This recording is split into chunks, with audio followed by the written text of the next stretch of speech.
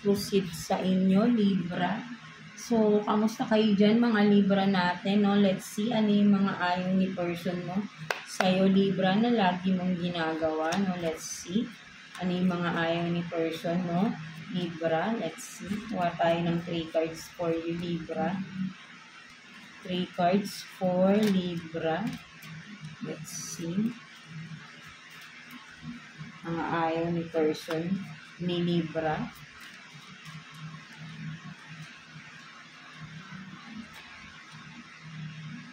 For Libra. So, you have this, no? I deserve abundance. No? So, ang nakikita ko dito, Libra, no?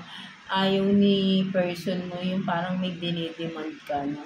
Na, di ba, something, no? Maybe, yeah. Kumbaga, parang nakikita ni, ayaw ni person mo na parang sabihin natin na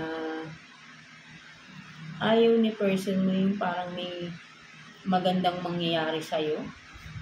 Diba? Parang I deserve abundance. Parang ayaw niya na magkaroon ka ng abundance. No? Ayaw niya ng ganun. No? Something like that. No? Ayaw niya ng makita niya na maging masaya ka. No?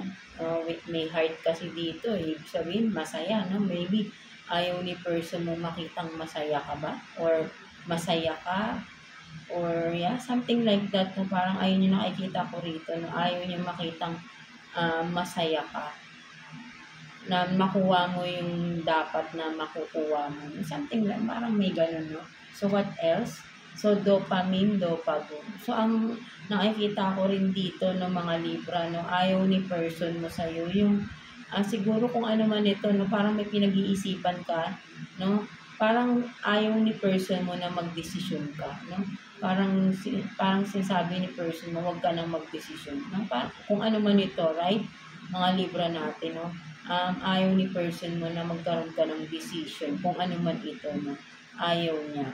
No? So, what else? Do not push me.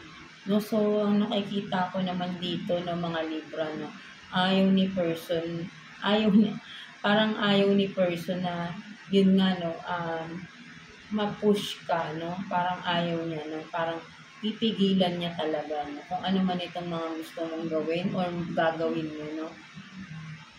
Hindi niya hahayaan na mangyari. No? Parang gano'n, do not push me. No? Talagang, yun nga, no? Ayaw niya na talagang ipupush ka, no? Kumbaga, hindi ka niya bibigyan ng motivation sa ano na to. Baka sabihin natin na parang i-turn down ka pa niya or i-disappoint ka niya sa mga bagay na ito na gusto mong gawin or kung ano man ito, right? No, parang hindi in a positive way yung pagpupush niya sa iyo, no? In a negative way, no? Something na parang may negativity dito sa person niyo, Libra, no? Na parang ayaw niya overall, na parang ayaw niya na magiging okay ka, no? Something like that, no? So, ayun yung nakikita ko rito, no? Kung sino man ito, right? Parang ang sama na ito. Right? Mga Libra natin, no? So, just take what's resonate sa inyo. Maybe, palagi kayo nag-aaway ng person na to, kaya parang may sama siya ng loob sa inyo, no? Parang may ganun, no? Parang may galit or may tampo, sabihin natin. Ayaw niyang kukilos kayo ng para sa sarili mo. Something like that, no? Ayun yung nakikita ko rito, no? Mga Libra natin, no? So, yeah, ayun yung nakikita ko na ayaw ni person mo na gagawin ninyo, mga Libra.